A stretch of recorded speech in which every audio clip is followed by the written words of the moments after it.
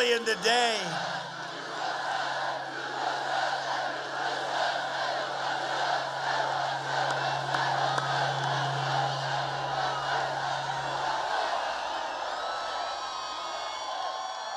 That's a lot of people.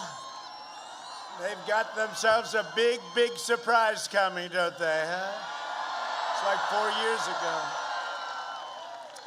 Except now we've done it all, so now you know, before I'd come and I'd say, we're going to this, we're going to give you tax cuts, we're going to rebuild your military, we're going to give you regulation cuts, the biggest in history.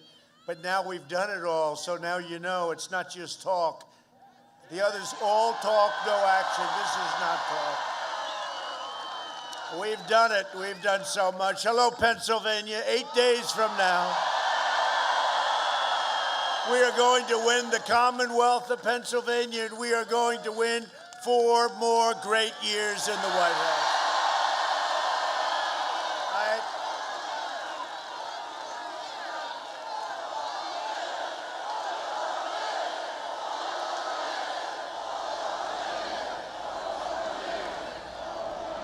Our opponent, Sleepy Joe Biden, you heard it the other night at the debate. Did anybody see the debate? That's where he said there will be no fracking, right? No energy. How about 1 million jobs from Pennsylvania? Forget about it. His agenda is one of doom and gloom and depression and despair. He's right now locked in his basement. He's put the lid on, the lid on the garbage can. That's what they tell him. Somebody said he's going to make his way out. You see, we had a tremendous crowd before. We have another one of these. And those, well, I love you too. I don't know who she is, but she sounds very nice. She sounds very nice.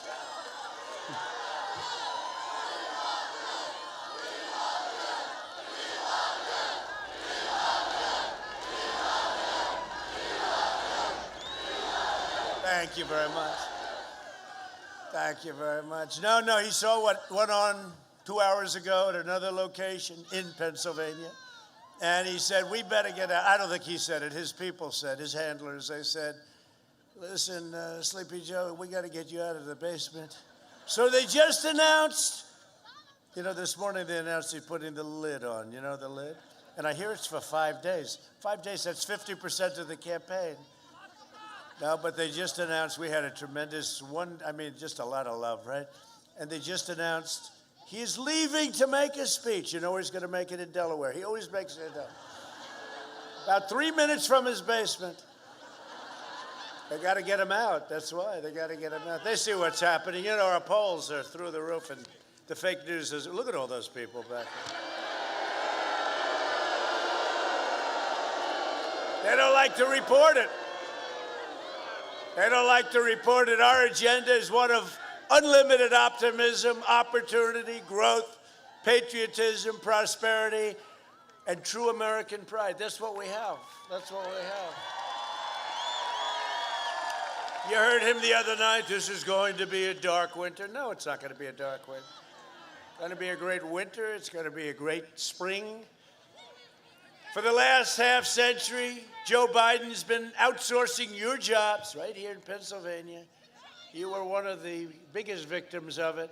Opening your borders and sacrificing American blood and treasure in endless foreign wars. They just never ended. Countries you've never even heard of.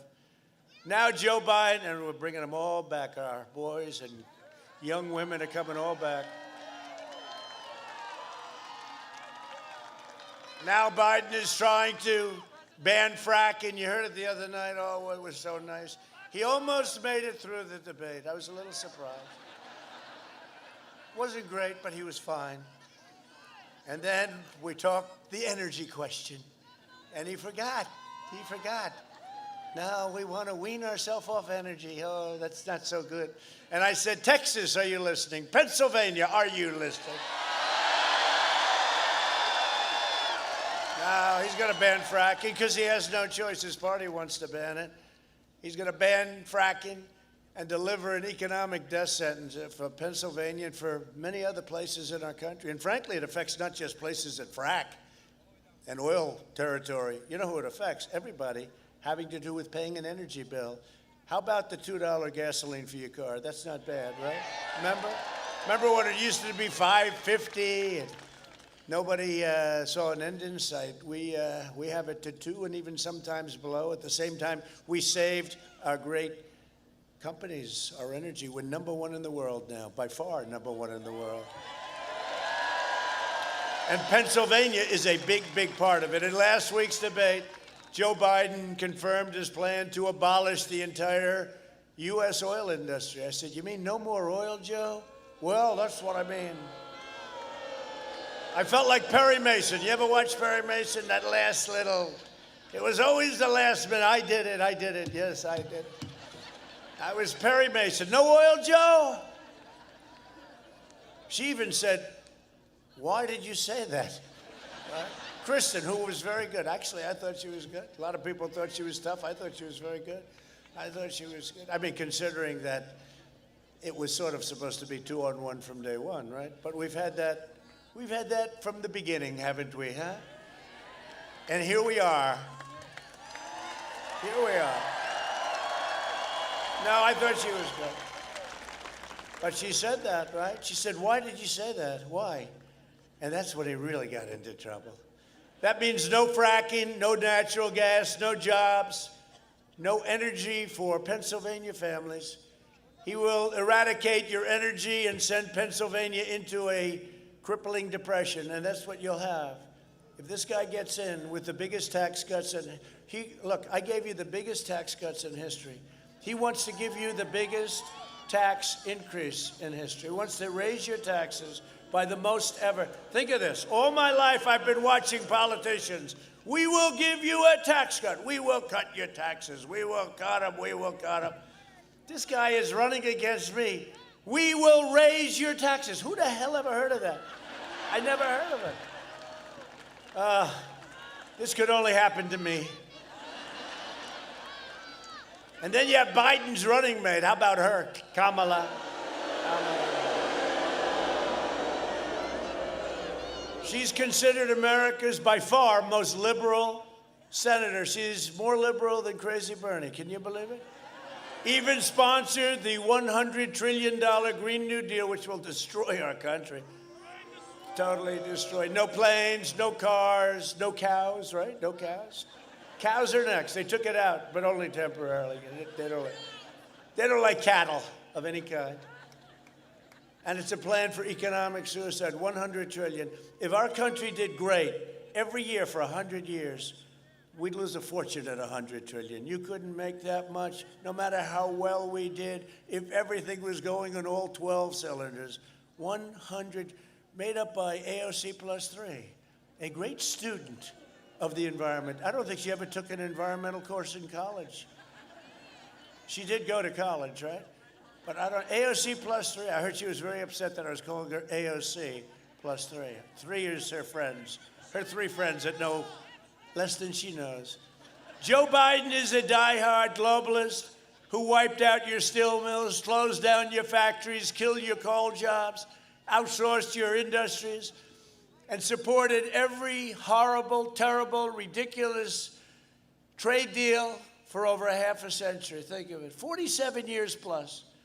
He was a cheerleader for NAFTA, the worst trade deal ever made. And I ended it. Remember I used to say, we're going to end it, and everyone smiled. They said, hey, look, give it a shot. I got it done. Nobody thought I could get that done.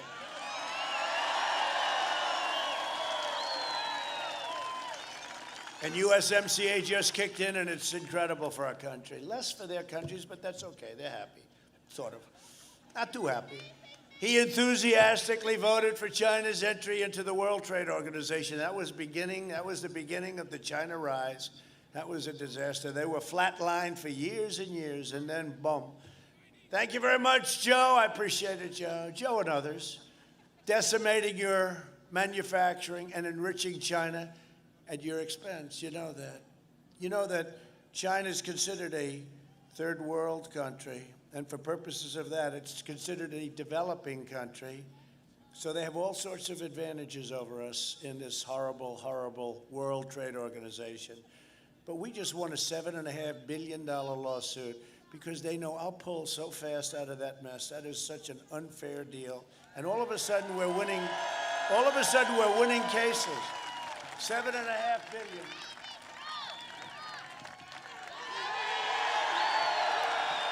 $7.5 billion. They're not too happy about it.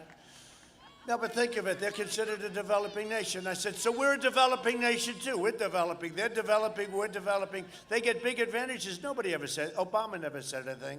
Sleepy Joe never said that. I'm the one that figured it out. I said, how come they're getting all these great deals? Well, sir, they're considered a developing nation, whereas the United States is considered developed. I said, we're not developed. You got to be kidding me. They were not developed. We want to be a developing nation also. And so we're having a big dispute, world trade.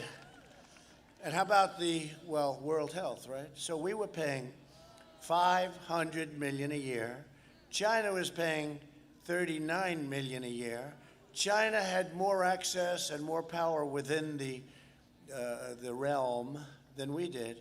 So I said, let me ask you a question. Number one, they were wrong on almost everything. I don't want to knock them, but they were wrong on the pandemic. They were called a lot of shots wrong, almost everything. They were in China's pocket. I said, just out of curiosity, let's get down to dollars. Why are we, 325 million people, why are we paying 500 million? And why is China paying 39 million? And China has more power within than we do. So if you don't mind, I withdrew from the World Trade, from the World Health, from World Health. I withdrew from World Health. And I promise you one thing, if we ever go back, we can go back for much less money. That I can tell you. You don't pay 500. No, but seriously. So they have 1.5 billion people. They're paying 39, right? We have 325. We're paying 500. Other than that, it's a wonderful transaction. I say, oh, we have hundreds. I could talk to you all day about it. We have hundreds of things just like that. Pennsylvania lost 50% of its manufacturing jobs after Biden's NAFTA and this China disaster that we signed. A decade after decade, vote after vote, Biden betrayed Pennsylvania. He betrayed our country through sheer stupidity. Even his Secretary of State, who was also Secretary of Defense, said he never made the right decision on foreign events, on foreign deals, on foreign anything. He never made the right decision on economics. The guy doesn't know what the hell he's doing. Do you finally understand this? He repeatedly tried to cut Social Security and Medicare. You know, I think we have it. Costs a hell of a lot of money. We're only doing this for very important groups.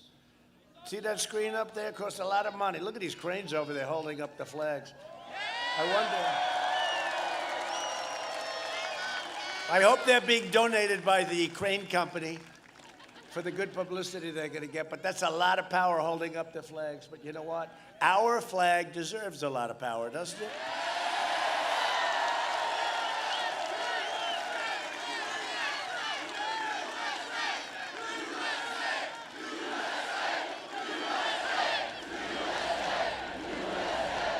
Now, after years of economic treachery, Sleepy Joe Biden wants to ban fracking, and that's what he is. That's when we have the tapes. Remember, he said, oh, play the tape. This guy went for a full year. We will ban fracking. We will ban fracking, like 100 times. I could have this thing running for hours. I just show you a couple.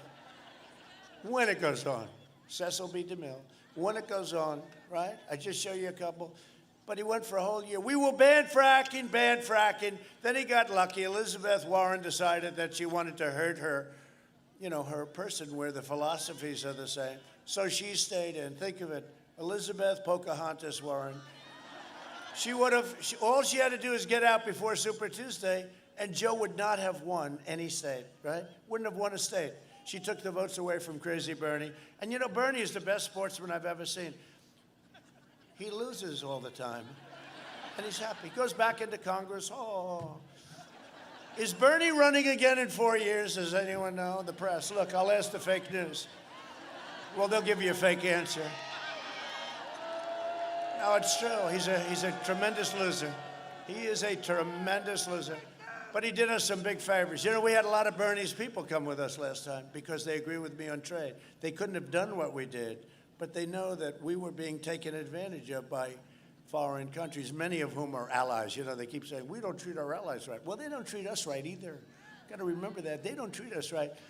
You don't have to take my word about his record. Just take a look at this magnificent tape that we made for you, for the people of Pennsylvania, and it really pertains to you so much. Go ahead. My problem is I voted for NAFTA. I'm supporting NAFTA because I think it is a positive thing to do. And I do not pretend to be an expert on international trade matters. When you ran for president and when Barack Obama ran for president, you both said you would renegotiate NAFTA. You didn't. Trade agreements like NAFTA and permanent normal trade relations with China, which forced American workers to compete against people who are making pennies an hour, has resulted in the loss of 160,000 jobs. The president is absolutely right when he says that China has been cheating for 25 years and that Bill Clinton didn't do enough about it, George W. Bush didn't do enough about it, Barack Obama didn't do enough about it. How exactly are you going to negotiate that? What magic wand do you have? The rising China is an incredibly positive development for not only China, but the United States and the rest of the world. Rising China is a positive development. It is in our self-interest that China continue to prosper. We want to see China rise. China is a great nation, and we should hope for the continued expansion. China is not our enemy. We talk about China as our competitor. We should be helping. The idea that China is going to eat our lunch is bizarre. The idea that they are our competition, they're going to beat us, is bizarre. China is going to eat our lunch? Come on, man. They're not bad folks. China's not a problem. Allowing China into the World Trade Organization, which you supported, extending most favored nation status to China, which you supported, those steps allowed China to take advantage of the United States by using our own open trade deals against us. No. Do you think in retrospect that you were naive about China? No. Today, we're finally ending the NAFTA nightmare and signing into law the brand new U.S.-Mexico-Canada agreement. Very special. Listen, it's hard to overstate the importance of the USMCA. This is the single biggest bipartisan legislative victory for this president and this administration. It is a huge deal. Wage growth is better than it has been since 2009. That means it is better than it has been for 7 out of 8 of the years that Obama was president. The new USMCA has powerful protections to keep auto manufacturing jobs. Since the election, we've created 41,000 brand new motor vehicle and parts jobs. But doesn't he deserve some credit for that? It's better. The USMCA is better than NAFTA. It is better than NAFTA. I never said I oppose fracking. You said it on tape. I did. Show the tape. Put it on your website. I'll put it on. Put it on the website. Would there be any place for fossil fuels, including coal and fracking, in a Biden administration? No, we would work it out. We would make sure it's eliminated. I guarantee you, we're going to end fossil fuel. No more, no new fracking. I'd gradually move away from fracking. And I think it's critically important on day one that we end any fossil fuel leases on public lands. But like, what about, say, stopping fracking and stopping pipeline infrastructure They want to do the same thing I want to do. They want to phase out fossil fuels, and we're going to phase out fossil fuels. There's no question I'm in favor of banning fracking. I have one final question. Would he close down the oil industry? It falls. Or would you close down the oil industry? By the way, I would transition from the oil industry, yes. Oh, I would that's transition. a big statement. It is a big In statement. terms of business, that's the biggest statement. Okay. Because We have basically one what he's final saying question, is he is Mr. going to President. destroy the oil industry. Okay. Will you remember that, Texas? Will you Okay. remember that, Pennsylvania, Oklahoma? Vice President.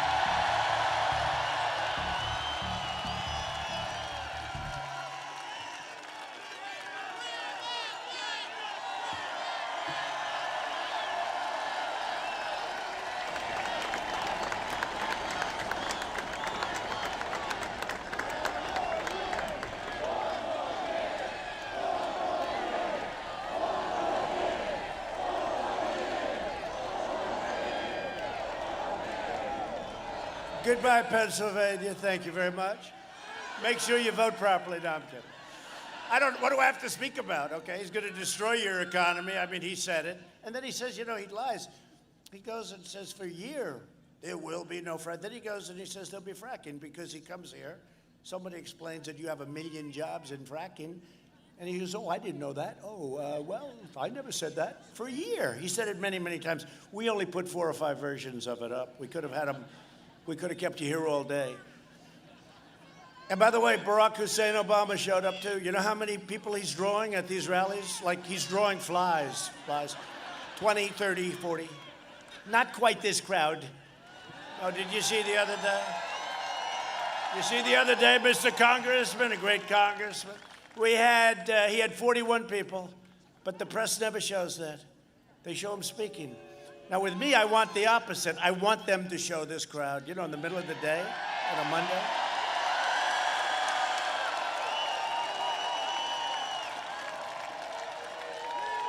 On a beautiful, raining, it's amazing, right? Middle of the day. It's incredible. No, here's 41 people. They had 22 people. And he gets up, and then they say, oh, he's so rhetorically good. I never thought he was a good speaker, personally. I really never did. Then they say, he's so handsome. He's so handsome. Oh, okay. All right.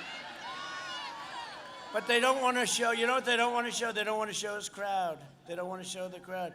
And you know what? They don't want to show this crowd for the exact opposite reason. Because this is amazing. And you know what, honestly? No matter where we go, Wisconsin, Ohio, North Carolina, we have crowds. Nobody's ever seen crowds. In the history of politics, and I say it knowing that, they'll change it. In the history of politics, and we have Pennsylvania Dutch.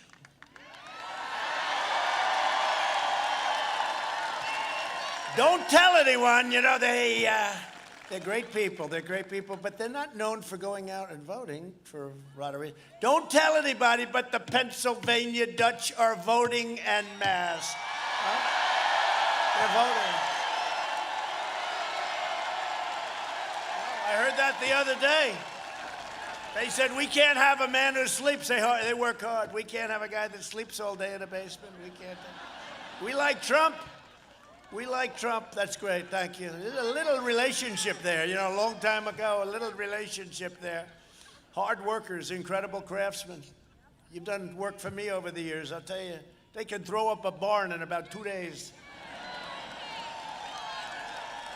They can throw it up, and they use the wooden cogs. They don't use screws because they want to make everything themselves, right? And that is the most beautiful place. Really, you do great work. Thank you very much. We appreciate it. In 2016, Pennsylvania voted to fire this corrupt far-left political establishment, and you elected an outsider as president who is finally putting America first, okay? With your vote, we will continue to fight for American workers. Nobody's ever fought harder. Lower drug prices. I instituted a favored nations clause. The drug companies do not like me. You're going to have a 60, 70, 80% drop in drugs. Last year was the first year in 52 years that drug prices went down. They went down very little, but they went down 52 years. But that's the peanut stuff. The big stuff is favored nations. They are not happy. Big Pharma, most powerful, lobbyists. They spend money like it's water. They are spending more money on me right now than Sleepy Joe in commercials, Big Pharma, because we pay the highest prices in the world. And I said, I want a favored nations where we match now the lowest country in the world. So we go from the highest to the lowest because I instituted something that nobody thought anybody would ever do.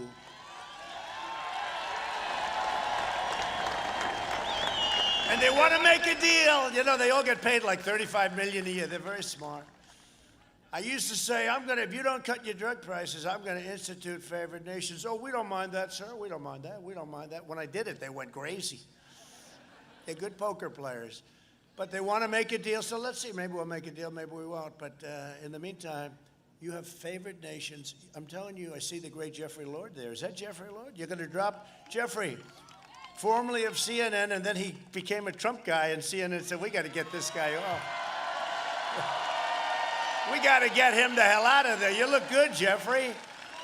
You look good. He's been a great guy, actually. He was in a hostile territory for a long time, but he knew what was right. He always knew what was right. Thank you very much, Jeffrey. We want to support our police, protect our great Second Amendment, defend our borders, and ensure more products are proudly stamped with that beautiful phrase, made in the USA. We're doing that. Remember when I campaigned 4 years ago? I said, we will be saying Merry Christmas again. We do. Huh? Remember? The department stores, they didn't like Merry Christmas. That was not politically correct. Oh, yeah? They learned. And they'd say Happy New Year, and they'd have their card in the snow and the whole thing, but they wouldn't say Merry Christmas. They were all saying Merry Christmas again. That's the way we have to have it.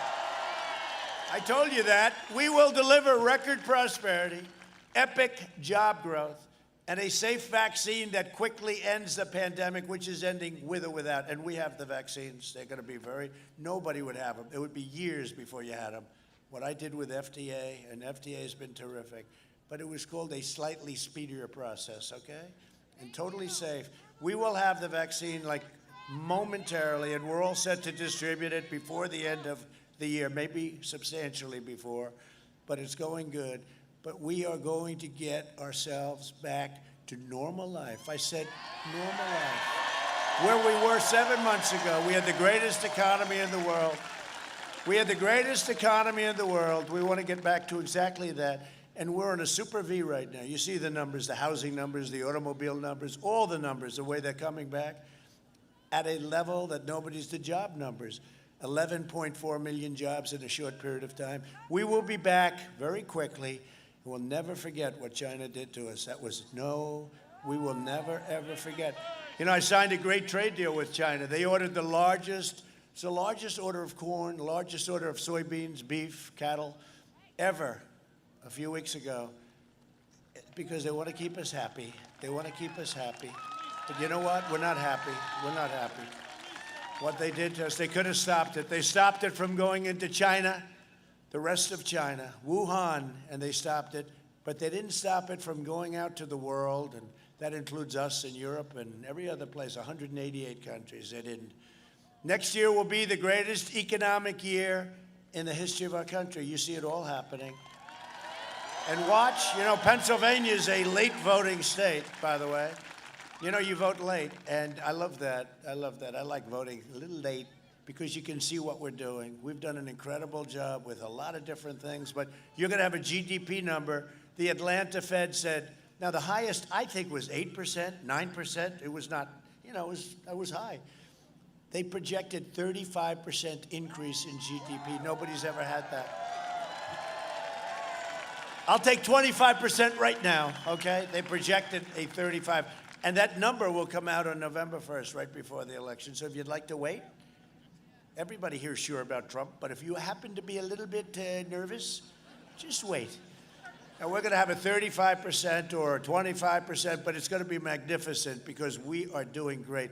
It's the greatest comeback anywhere in the world economically, and we went down the least of any country in the world. So remember that. I gave working families record-setting tax cuts, largest tax cuts in history. And in my second term, I will cut middle-class taxes even more. We're cutting the middle-income taxes very substantially. We're doing another cut. And what it does, to be honest, it brings more business. It brings more jobs. You have to see, in terms of what we did for business, companies are pouring into the United States. Joe wants to take all of the regulations that we took off, 20 years to build a highway with environmental and all, 20 years. No, they want to take them and they want to put them all back. Now we have it down to 2 years to build a highway, and it could be one, and it may be that you don't build it because of environmental or safety, and that's okay, but you're going to know fast, right? You're going to know fast, and you will build it, but you're going to know fast. 20 years, we have much worse than 20 years. We have highways that have taken 21, 22, 23 years and then never got approved. How about that? You go work on something for most of your adult life, and then they reject it at some environmental board, 3-2. No, we're going to do it in a year. We're getting it down to a number that's, and by the way, it's going to be much less expensive, much better. We have highways that started as a straight road from here to here that ended up like this. That cost 100 times more, much more, because it took so many years. And we're not doing that anymore. We'll put it in, we'll either get it approved or not get it approved. It's a big impact. That's one of the reasons that our foundations are so strong. That's one of the reasons that we can make a comeback. Nobody else can make a comeback like us. We have the greatest country in the world.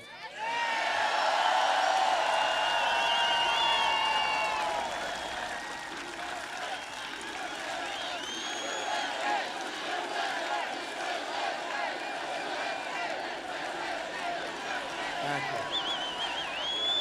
Thank you. So we gave you the biggest tax cut in history by far, and Biden is proposing the biggest tax hike in history, okay? That will lead to a depression like you've never seen. This is a terrible thing. By the way, this is the most important election in the history of our country. Remember that. Because you have a radical left movement that wants to make us a large-scale, very large-scale version of Venezuela or so many other countries with the same philosophy. And it can happen.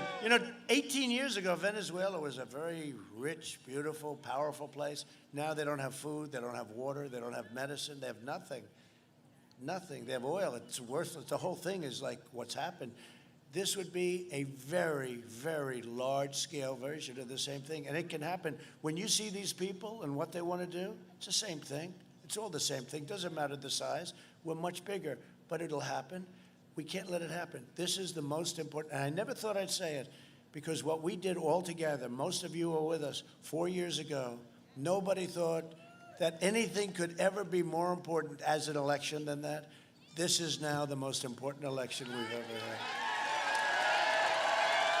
It's a choice between a Trump super recovery and a Biden depression, and it will be a depression. It's a choice between a Trump boom and a Biden lockdown. He wants to lock down the country. No, wait a minute. We understand the disease. We have to take care of our older, wonderful people, our elderly, especially if they have heart problems, diabetes problem in particular, different problems, and we do that. But look, I mean, I got it, and I'm here, right? I'm here. Great. We have great medicines now, great therapeutics, and First Lady got it, and she's doing great. But you know who else got it? Barron. My very tall son got it. He's definitely tall. He's very young, he's very tall, and he's strong. And the doctor said, sir, I hate to inform you, Barron has tested positive. I said, tested positive for what? And they go, corona. They go, there's about 30 different names, right, for this. I call it the China virus because that's where it came from. The China plague. No, Barron has tested. And I said, wow, that's too bad. Well, he's going to be good. So 99.9, right? 99.9. So I said, how you feeling, Barron? Good. Why? What's the problem? He didn't even know.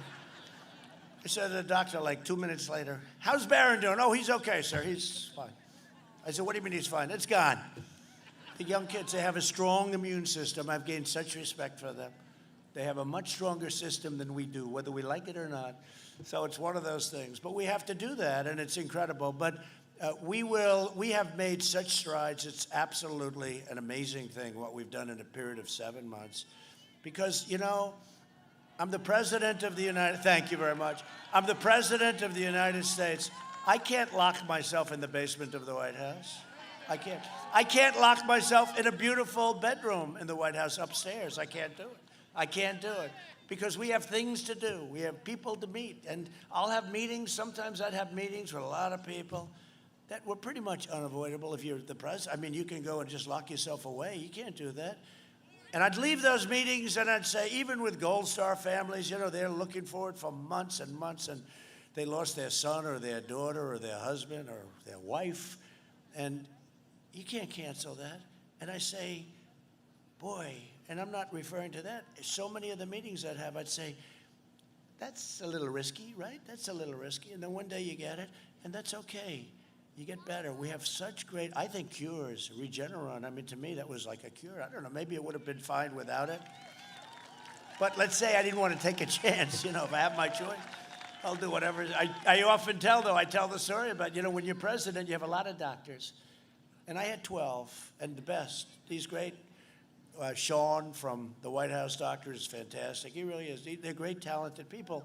And the Walter Reed Hospital is incredible. I see what they do to our young, incredible soldiers that come back with horrific injuries, and they do their job. And Johns Hopkins, and I'm sitting in bed, and I'm saying, I don't feel so good, doctors. And they say, I say, where are you all from? And I get a list of the who's who of the world, right, these 12 guys. And they each, he says, thank you very much. I think that's a compliment. But they each have like a specialty. And I'm sitting around, I'm laying there, and I want to get the hell out. But I'm not feeling the best I've ever felt. I haven't been used to that. And all of a sudden, hands go all over my body. I got these 12 guys, they examine every part of your body. You wouldn't believe it. I said, get the hell out of here. I want to get out of here. But I took Regeneron, and the next morning, I felt like Superman. I felt, boom, boom. I said, I got to get back.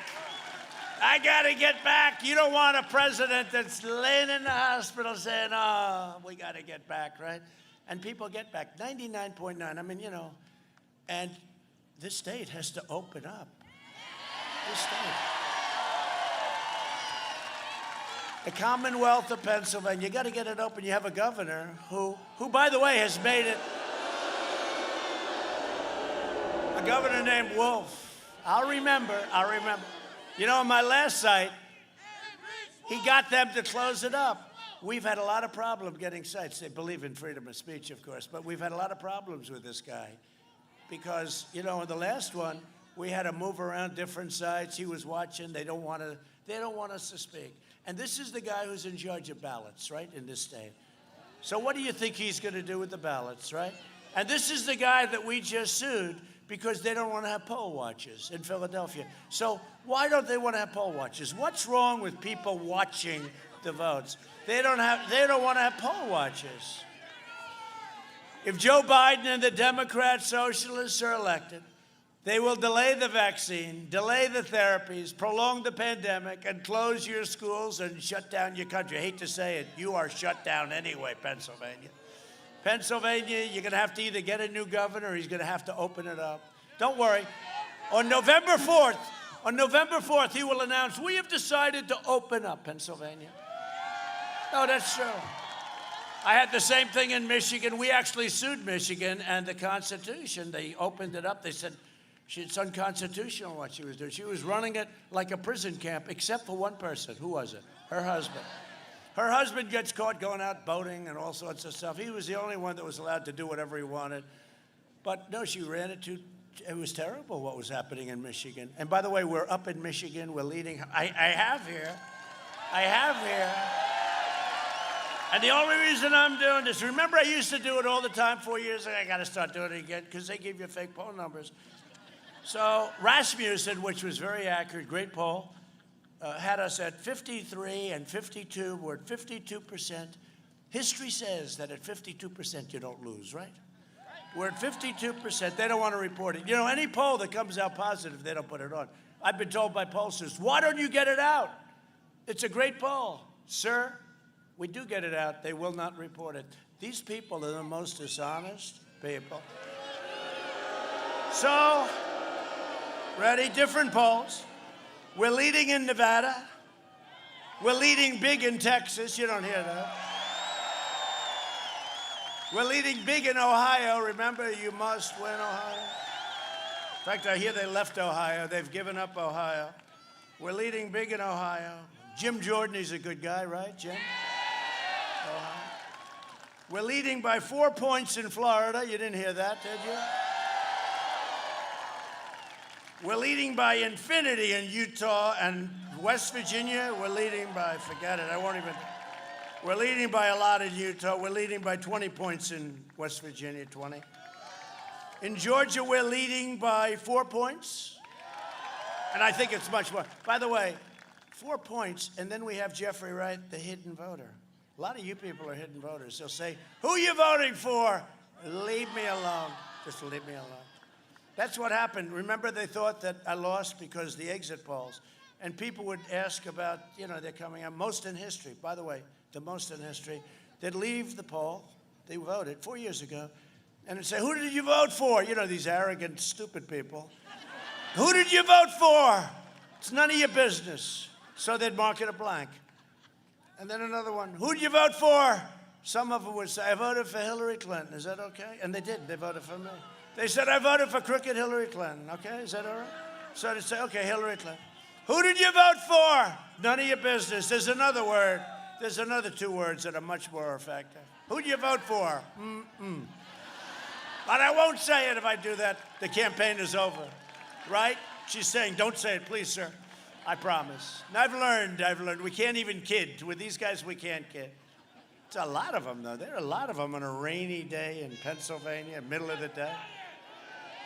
So what happened is I was told, a number of people called, sir, I'm sorry to tell you that it's looking very, very bad. Oh, wow. Why? And I had gotten home from Michigan, made a speech at 1 o'clock in the morning it started, so it's election day, with 32,000 people.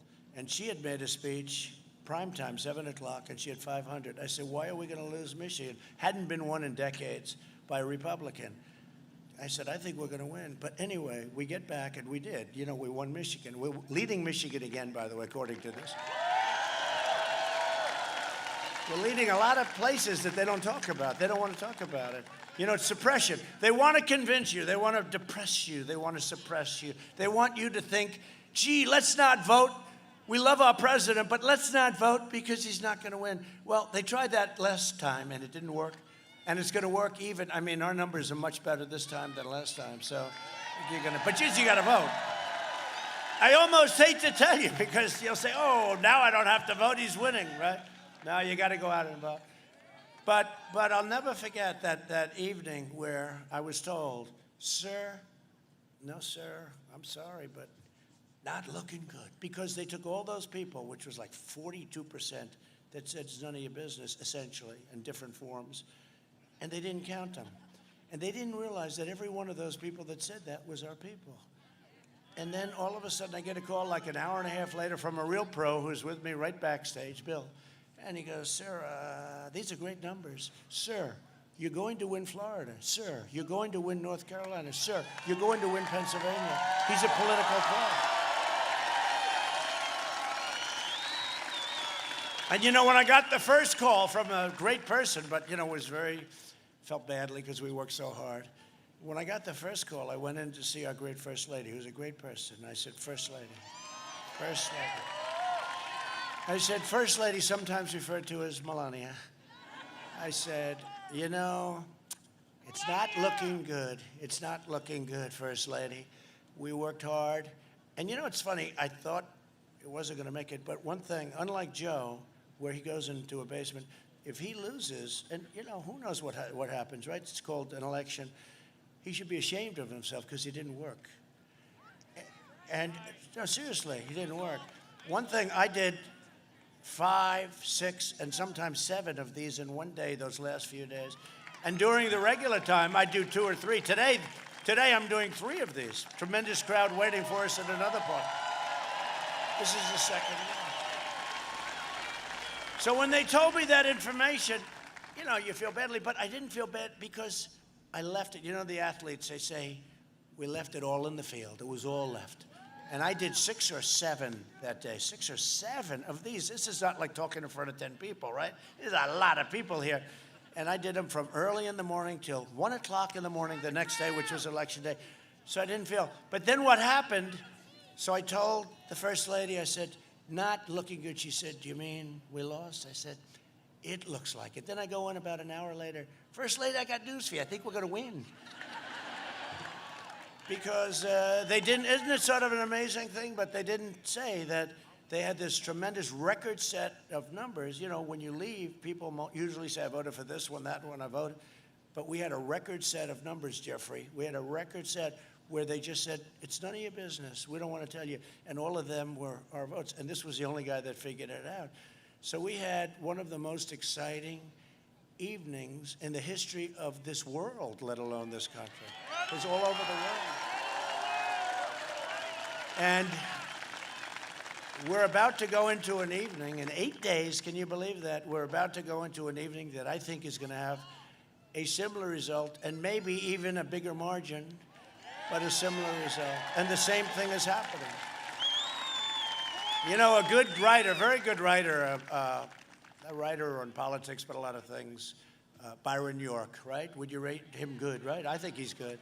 But I saw him this morning and he wrote something that they were asking him who's going to win. He said, I don't know, because they only show these fake polls. He said, I don't know, but I cover this. He's a great political guy, and he said, I go around and I cover this whole thing. And I'm not only talking about the rallies that Trump has, because he sets them up. You know, we have to take the space, and we have to do.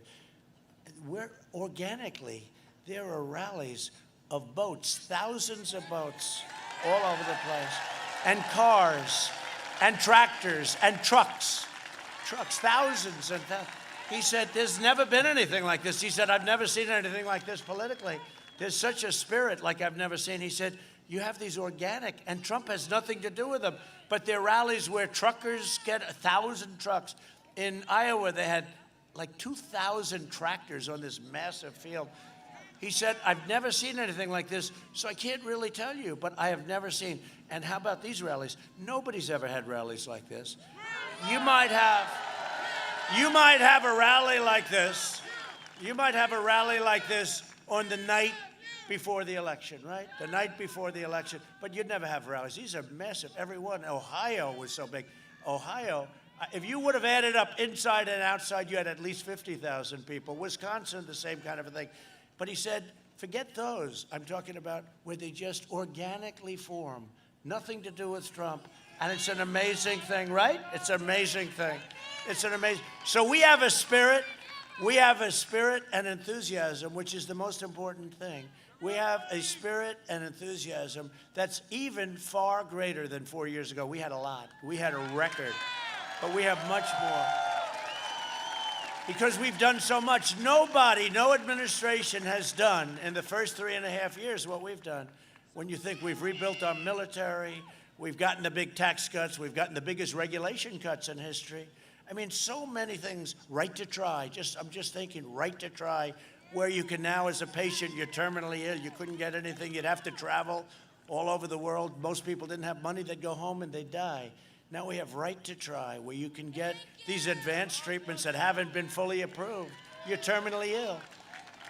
They're very hard to get. They've been trying to do it for 40 years. What we've done for the vets, 91% approval rate. So there's more enthusiasm now, by far, and we were known as, that was the most enthusiastic anybody has ever seen a political campaign. The deplorables, remember Hillary? The deplorables. I heard that speech. She said a second word, irredeemable, right? She said, the deplorables and the irredeemables. I thought irredeemables was worse, but that one didn't catch on. Little did she know, whoever wrote that speech, I want no part of them. Because the next day, I am a deplorable, I'm a proud deplorable, right? It was the craziest thing. But there has never been a campaign like that. This one has much more enthusiasm. The difference is, before I was a guy who was successful, who was saying, we're going to do this and this and this. But, you know, you're listening, you say, okay. Now we have done, according to two of those people, by the way, that I see there, we have done more than we promised, like Space Force. We did Space Force. I never talked about Space Force, right? Think of it. We have now, Space Force, a sixth branch of the military. It's been 75 years since that happened, the Air Force, right? Now, I realized when I was in office that we needed it, because I saw Russia and I saw China in particular. And I saw them and I said, well, we need this. And that's very hard to get, and we got it. We did much more than we even talked about doing. But the main thing is we did it. We got it done. And that's why there's even more enthusiasm now than there was 4 years ago. That's a long speech. Let's get back to the teleprompter. Should we get back to the teleprompter or just keep going? Isn't it nice to have a president that doesn't need a teleprompter? How about when they give Sleepy Joe the questions? They give him the questions. We're going to ask you these questions. And then they give him answers, and he's reading the answers. Reporter, sir, could you please ask what flavor ice cream do you have? They never asked me a question like that. What flavor do you have, sir? I have, he wasn't actually sure, actually. I have vanilla and chocolate. I said, they never asked me a question like that. Even Crazy 60 Minutes, you see it last night? She was so hostile to me. And with them, it was softball. But you know what he did yesterday? He called me, he called me George yesterday. He didn't remember my name. I'm insulted by it. I didn't know, was I supposed to be happy or was I supposed to be sad? He called me George. And then I hear the reporter sort of said, no, it's not George. Donald. We can't have this. Look, our country is too important. President Xi is 100% sharp. Putin, 100% sharp. Kim Jong-un, North Korea, 100% sharp. We can't have this. This is not a game we're playing. If Biden and the Democrat socialists are elected, they will raise your taxes, bury your regulations. They will bury you in regulations, dismantle your police departments. You see that? Dissolve our borders. Wall is 400 miles long now. It's almost complete. Almost complete. And it's everything that Border Patrol wanted. We gave them their ultimate wish list. We said, let me see what you want. How about concrete plank? I like concrete plank. It's cheap.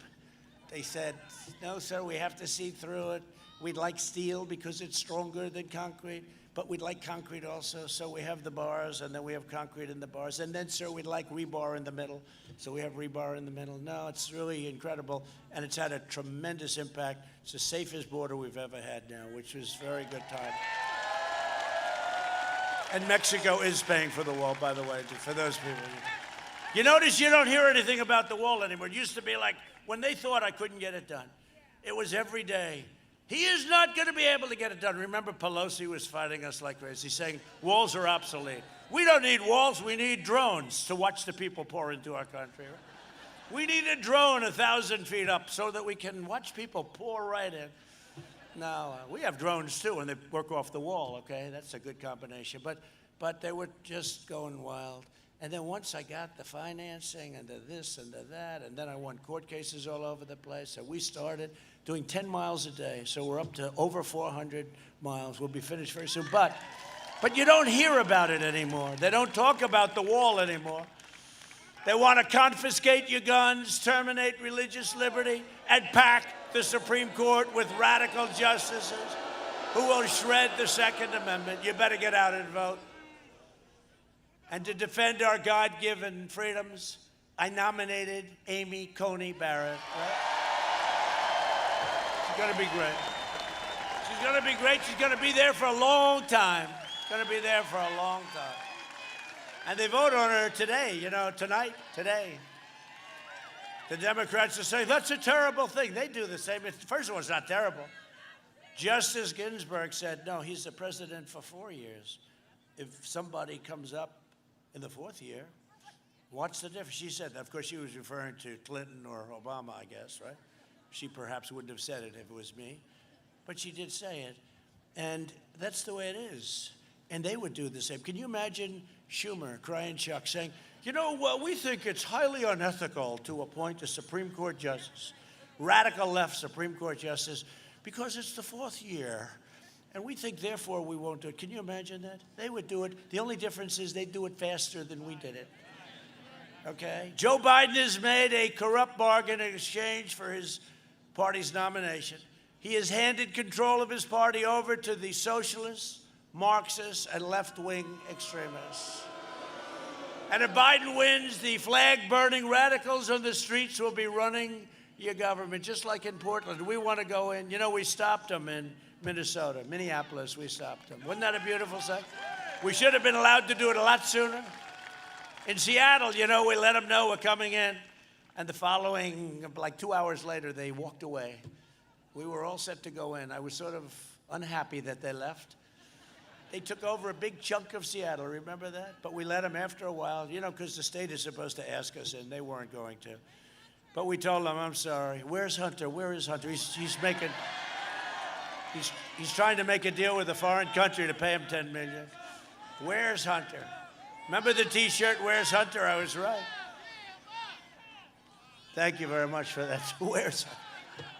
This can only happen in Pennsylvania, right? I was here for school.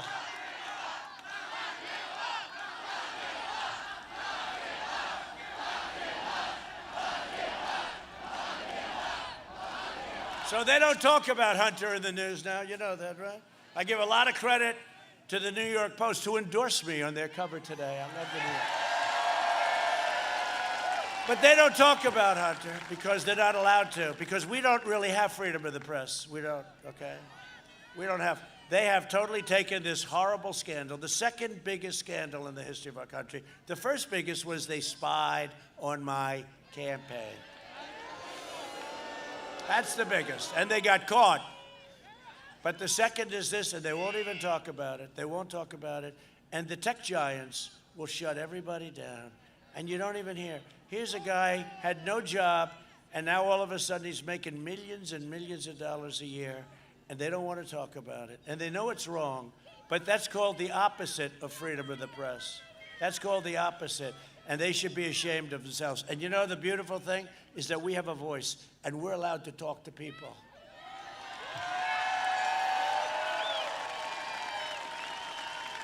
Lots of people.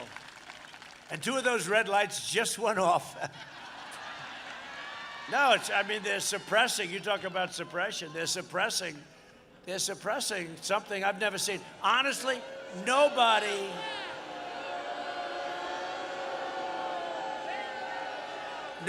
has ever seen anything like this. Even I mean, I'm not a big fan. I think press is incredible. I think it should be incredible. It's got such potential to be incredible. It would be so good for our country. But even me, I never heard of anything like what's going on, where you're not even allowed to write. New York Times, I don't know if they've ever written a story about it. Washington Post, they totally don't write. Here's a guy who stole tens of millions. He had no energy experience, zero. He knew less than this very young woman up here. Do you know anything about energy? Because if you do, you know more than him. No. He had no experience whatsoever. He was dismissed very unceremonially. I mean, look, he was well, whatever you want to call it. It was a sad dismissal. So he gets out of the military, got no job, nothing, and his father becomes vice president, and he gets a job on Burisma, right? And it's a very, got questionable reputation place. It's an energy company, gets $183,000 a month, plus they say $3 million up front to be on the board of a company. Nobody gets that. So he's on the board of Burisma. He then goes and he gets $3.5 million from the wife of the mayor of Moscow. He gets $3.5 million. Then he goes to China. He's like a human vacuum cleaner. He follows his father. Then he goes to China, gets $1.5 billion to manage, even though he's never heard of managing money, knows nothing about it, and gets millions of dollars in fees. And then he goes for the big quinella, but that's where it sort of ended. He asked China to pay him $10 million a year because he wants to do introductions. It was an introductory fee, $10 million a year, and I think that's probably at some place where they got caught. But this is pure corruption, and Joe got a piece of it because they said 10% goes to the big guy.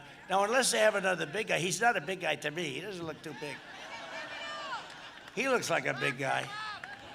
No, he doesn't look like a big guy. But 10% goes to the big guy. He had another one where 50%. and they consider that off limits. You can't. Can you imagine if that were me or my kids? I mean, it would be the biggest scandal.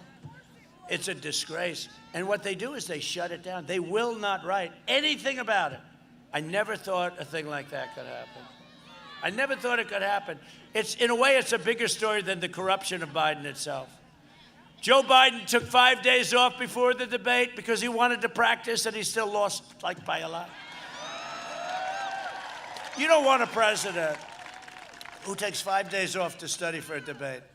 I mean, you do it every day. What are you supposed to study for, really, when you think about it? And now he's taken at least another 4 or 5 days off. But I did hear the breaking news today was he's going to make the speech, as I told you. I want to go hear it. It's so exciting. So exciting. When you're a president, you can't take a day off. You got to work. You got to work. You got to work really hard. For the American people, you got to work.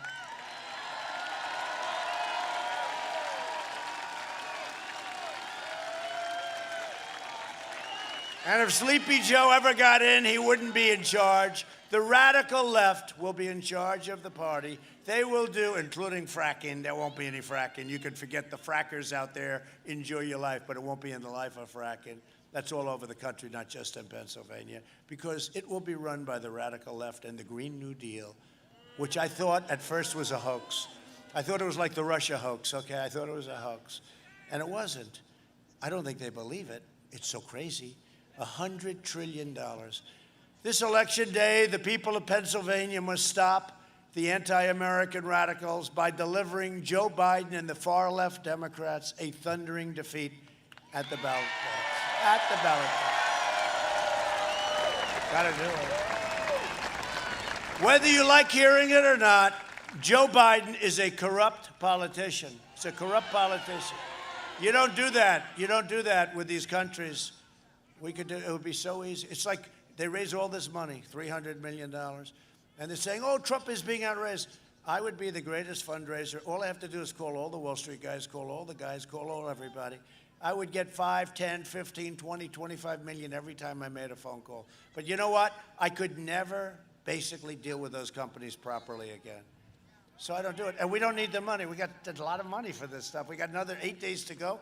They had like $200 million. A lot of it's small money. You know, $61 average, small money. That's never happened to a Republican before. But this way you don't have to sell your soul. When somebody gives you a lot of money, it's, you know, not to say quid pro quo. I'm sure Joe would never do a thing like that, you know? But the fact is he's making deals. He's making deals. I could do it much easier because I'm much better at it if I wanted to be. And think of it. I'm the president of the United States calling the head of Goldman Sachs. Goldman Sachs! Listen, who I know them all. I want you to give me $25 million. I'm running the campaign. Please give me $25 million. They never report this stuff. And they would say, where do we send the check? And we can have it there in 1 hour, sir. But I don't want to do that because I'm compromised. Once you do that, you're compromised. They're compromised. They're compromised. The Democrats want to destroy your energy jobs in Pennsylvania while they're collecting for families, but in Joe's case, all of this money that we talked about on boards and everything else, it's a terrible thing, foreign companies. He wants to send your jobs to China while his family rakes in millions of dollars from the Chinese Communist Party. That's what it is. I gave up a fortune to run for president, which is true. I lost a fortune on this deal.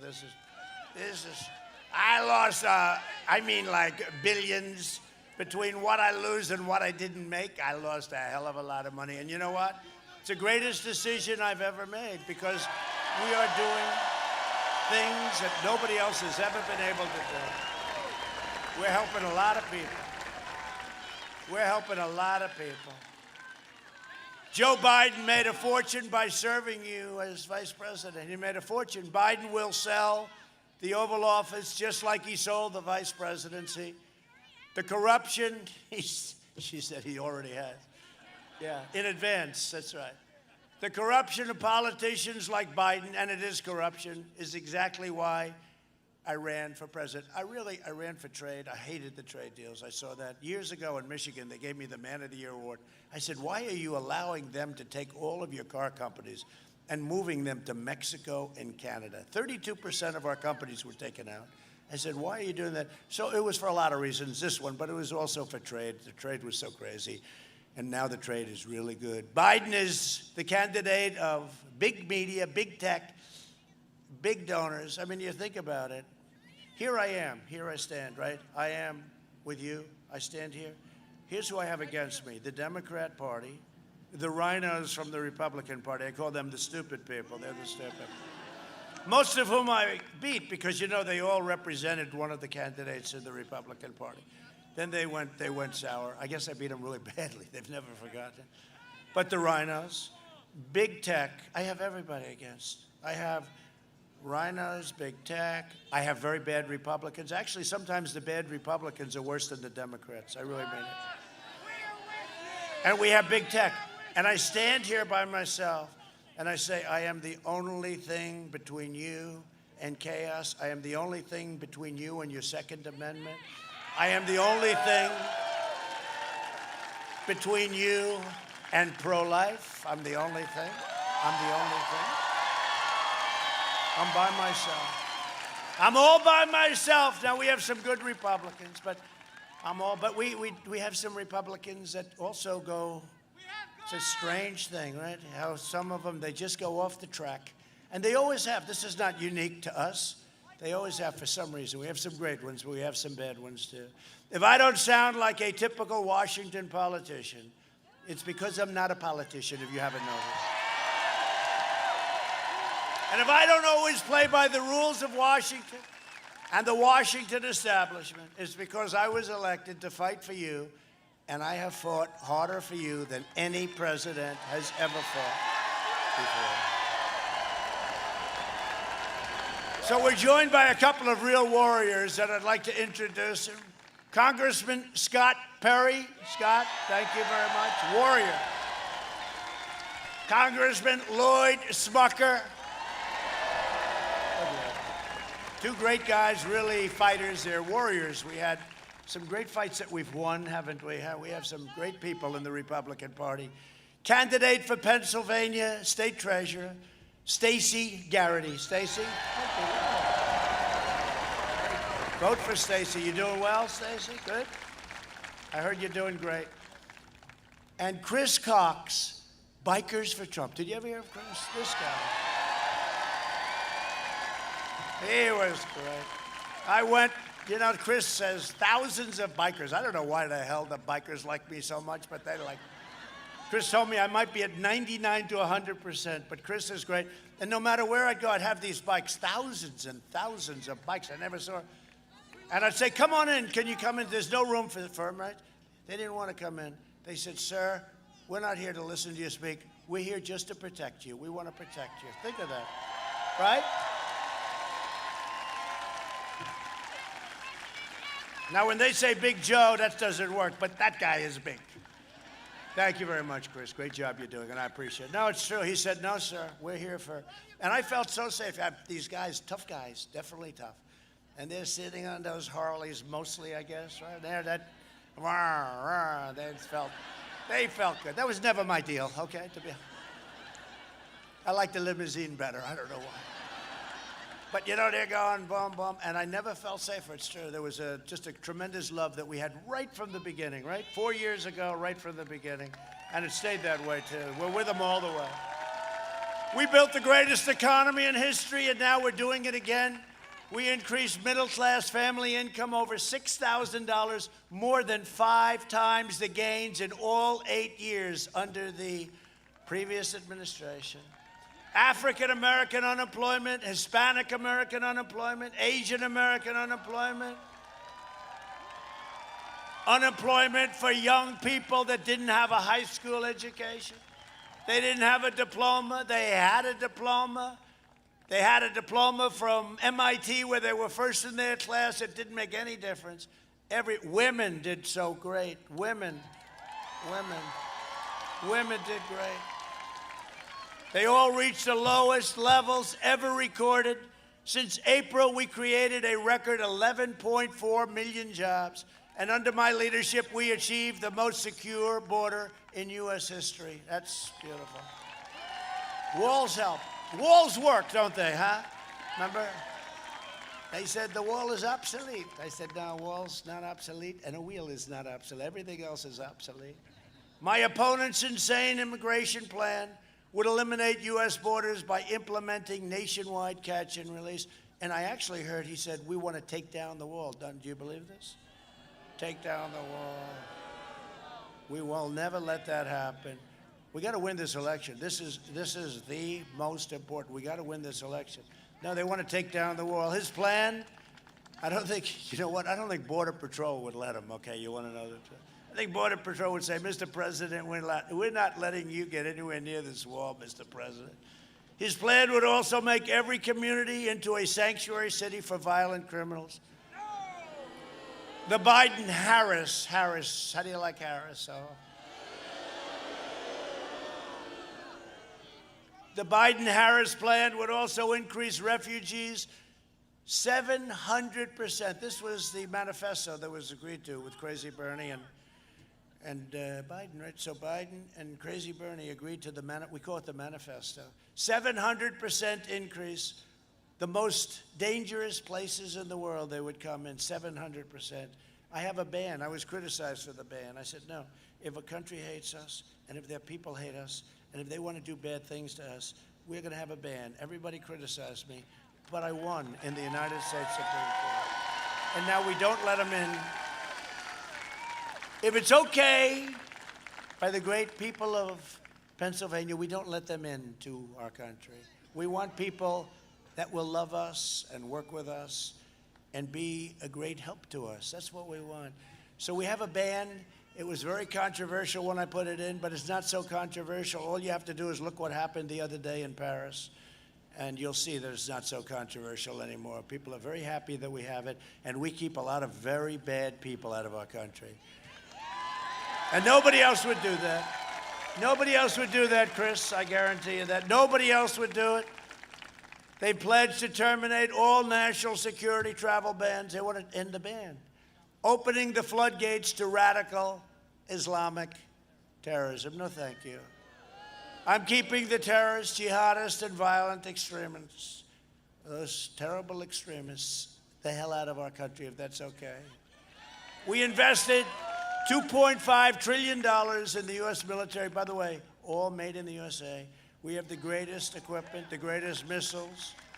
We have the greatest rockets. We have the greatest jet fighter planes, F-35. We have the greatest equipment anywhere in the world. Our nuclear arsenal is totally rebuilt or new.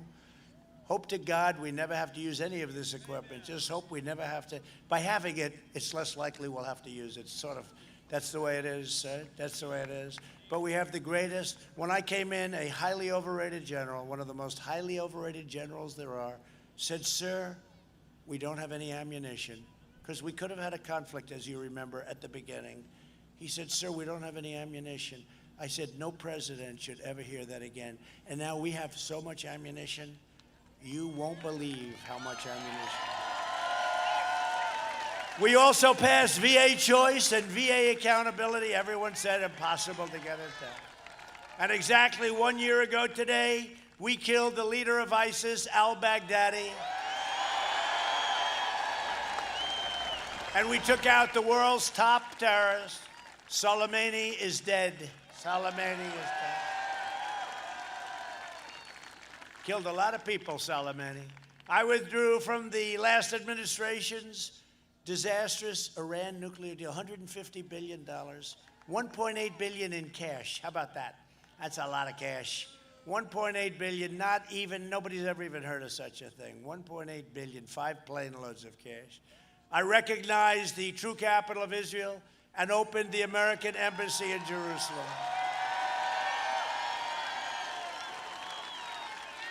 Every president for decades, they campaigned on that. Every president, look at that, that's nice. Every president for decades campaigned. They said, not so easy to do, but I did it. Instead of, and I got the building built, right? Fast. We got it built for a tiny, tiny little fraction of what it was supposed to cost. Instead of never-ending wars, we are forging peace in the Middle East. You saw what just happened. You saw what just happened, right? Sudan yesterday, Sudan, UAE, United Arab Emirates, right, Bahrain, and we have them stacked up. They want to come in. And we did it the exact reverse as I've been trying to do for 40 years. I said, that one doesn't work. And it's all working out very well, and there's no blood in the sand, and they want to come in.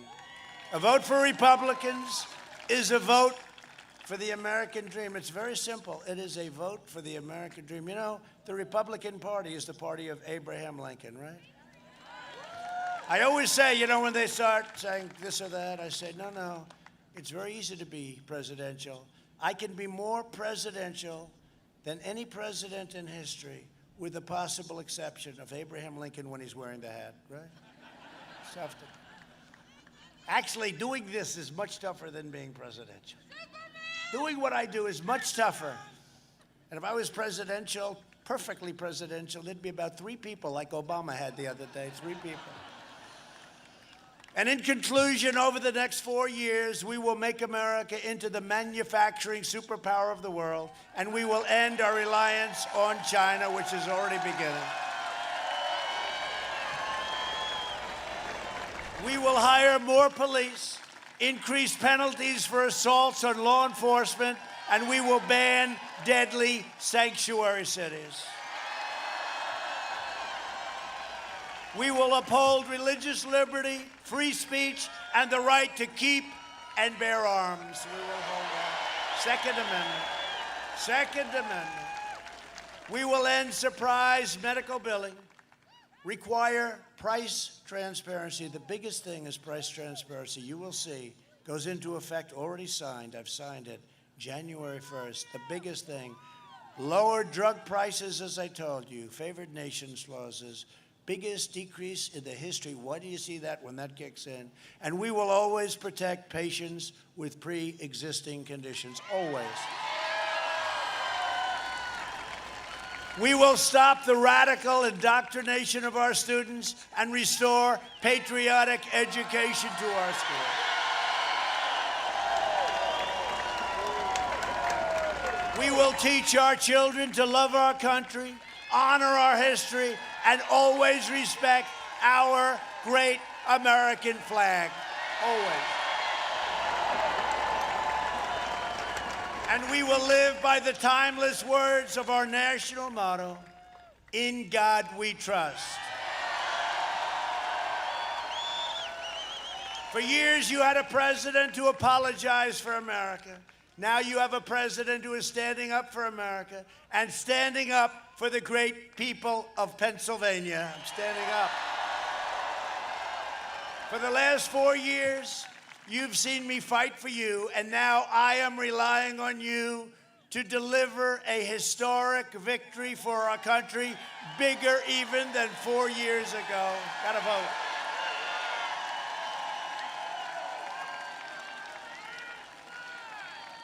By the way, could I ask, you know, Pennsylvania is it's known as a very late voting state, which is good, which is fine. Very late voting, like Election Day. Very unusual, actually, but I understand it. You want to make sure your vote is counted. You don't want the ballot hoax, because when you see it, they'll have so many problems. You know, they throw away ballots if it has the name Trump on it, boom. They printed ballots. Some ballots, I think 25,000, were printed for a certain state. It was missing one little thing, the name Trump. So a lot of bad things happen, but Pennsylvania's smart. You vote late. Who has voted? Raise your hand. Yeah, that's what happens. This is going to be a red wave. Who is going to vote? Yeah. This is going to be, and I'm glad you saw the last debate. You know, did you hear the #1 thing on Google was, how do I change my vote? Did you know that? How do I change my vote? Something like hashtag. Did you hear that? Hashtag, how do I change my vote? They watch the debate. I wanted that debate to move way up, you know, because a lot of people voted by this crazy ballot deal. Where do you see the mess that thing is going to be in? Well, even your state, they can count them after the election is over. This is a major state. They want to count them. So they don't want poll watchers, and they want to be able to count votes after the election is over. What does that mean? We're going to wait? The whole country is going to wait? So we'll see how it all ends up. It's all in court. It's all a hoax. And let me tell you something. The Democrats know how crooked it is. They know. And then they talk about, he's not for freedom. He's not for freedom. Our president is not for freedom. And he's not looking for an easy transition and safe transition. What about the transition that I had, where you spied on my campaign and you tried to take down the President of the United States? That didn't work out too well. But they want a friendly transition, right, Jeffrey? A friendly. But, you know, the only problem is, look at the transition they gave us. They fought us tooth and nail for years. Russia, Russia, Russia. 48 million spent on Mueller, that whole hoax. 48 million. No collusion, right? So no collusion. $48 million. No, they want a friendly. First of all, here's the main thing. Let's not lose, and then we don't have to worry about it. Okay? Let's just win. We won't lose, so there's nothing to talk about. Let's leave it that way. No, we want everything to be done properly, and we want it to be done absolutely by the book, and we want to go absolutely by our great Constitution. But you know what? When they start talking about this friendly, wonderful transition, and then you see what they put us through, it's really very hypocritical, isn't it, huh? On November 3rd, we must finish the job and drain that very deep and very nasty swamp once and for all. So get your friends, get your family, get your neighbors, and get your co-workers, even get your boss. Say, boss, I want to get you out to vote. But get out and vote. Most important election ever. I really believe that. I never thought I'd say it. If you would have told me I was going to say that 2 years ago, 3 years ago, 4 years ago, I would have not believed it. From Erie to Easton, from Pittsburgh to Harrisburg, and from Lebanon to right here in Lancaster. We stand on the shoulders of Pennsylvania patriots who gave their blood, sweat, and tears for this beloved nation. This is the state where founding fathers declared American independence. Think of it, what you did. Think of Pennsylvania. Think of it relative to our country. So much has happened, so many important events. It's where the Army weathered its brutal winter at Valley Forge, where General George Washington, don't worry, we will not be taking down the Washington Monument, please don't worry. Cancel culture. Congressman, there'll be no cancel culture. Now, can you believe that? They do. I mean, they actually had a commission, the D.C. mayor. One of the recommendations is Lincoln, Jefferson, Washington memorials. Let's take them out. And they didn't like Mount Rushmore either, okay? Let's blow it right up now. Not gonna happen. No, we stopped it. You know, I signed a document. You play with any of our statues or monuments, 10 years in prison. It's amazing how that stopped. All of a sudden, Jeffrey, it just stopped, right? You don't see it anymore. Where General George Washington led his men on a daring mission across the Delaware, and when our Union was saved by the great heroes of Gettysburg. Gettysburg, think of that, Gettysburg. What a place. Never fight uphill, me boys, right? That was Robert E. Lee said, never fight uphill. He heard they were fighting uphill, but they didn't have cell phones in those days. They tried to get them to stop, but they fought uphill. That didn't work out. Think of that, though, Gettysburg, the history. This is the place where generations of tough, strong Pennsylvania workers mined the coal, worked the railroads, forged the steel that made America into the greatest, most powerful nation in the history of the world, and where we are making it far greater than it ever was. We are making it far greater. This nation will be greater than it ever was, and I so believe that. I so believe that. Proud citizens like you help build this country, and together we are taking back our country. We are returning power to you, the American people. That's what's happening. And they don't like that in Washington. With your help, your devotion, and your drive, we are going to keep on working. We are going to keep on fighting. And we are going to keep on winning, winning, winning.